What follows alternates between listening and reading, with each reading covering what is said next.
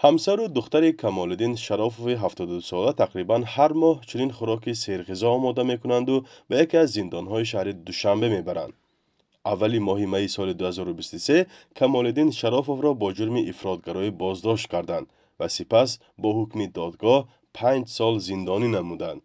4 مغز و مویز و عسل و همه های ارلش کرده تیار میکنم برای شوهرم 2 سال باز در محبس خانه هستند. امیدوارم که همه خوراک های من بردگی میخورند و به نزد نبیره های فرزندانشان برمیگردند. پیوندانش میگویند کمالالدین شرافوف به پسندیدن صحیفه و تماشای نوارهای ممنوع در شبکه‌های اجتماعی گناهکار شده است.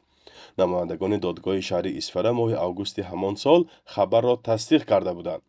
آن زمان به سبب مشکلی مالی این خانواده وکیل مدافع نداشت و به همین دلیل به زینه‌های بالایی دادگاه نیز مراجعت نکردند. عنایت خان شرافوف میگوید شوهرش انسانی راستقول و عدالتخواه بود و نظرش را جسورانه عاید مشکلات میگفت. حقیقت گو بودم. بعضا وای میکردم من بعضا تاکید کردم ایستادم که حقیقت گویم نکنید دلی وای آدم سخت میرسد میگفتم بعد خیر کن عادت باشد می ندونم. همین خیلی آدم بودم. خیلی آدم خوب بودم.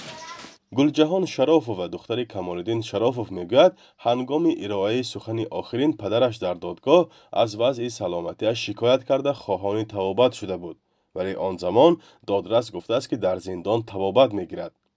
به گفته پیوندانش از زمان بازداشت به سبب پیری خیلی افگار شده است.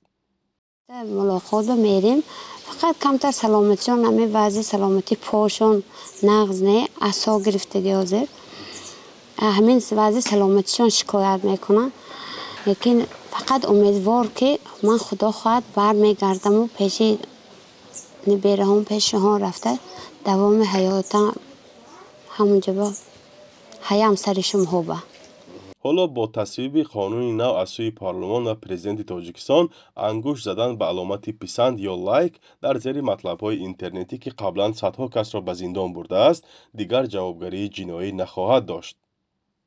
ماه اپریل دلشاد جوراєв حقوقدان تاجیک در صحبت با رادیو آزادی گفته بود که در صورت عملی شدن قانون آن به گروهی از محکوم شدگان نیز دخل خواهد داشت. او مشورت داد که چنین نفران با یاری وکیلان دفاعشان برای بازبینی شدن حکم دادگاه مراجعت کنند.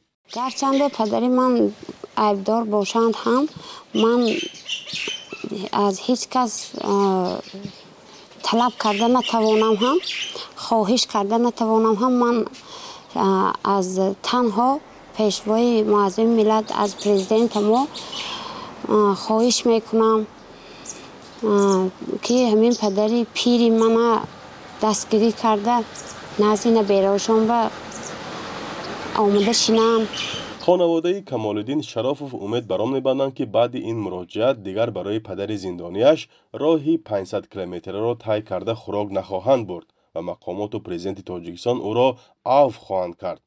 در گذشته بازداشت و مجازات ساکنان برای نشر معلومات تنقیدی در شبکه‌های اجتماعی را سازمان‌های حامی حقوق تعقیب برای تنقید نامیده بودند. و گفته حامیان حقوق تاجیکستان با بهانه مبارزه با تروریسم و افراطگرایی آزادی بیان را سرکوب و ناراضیان را زندانی می‌کند. فرزان محمدی، رادیو آزادی، شهر اسفره.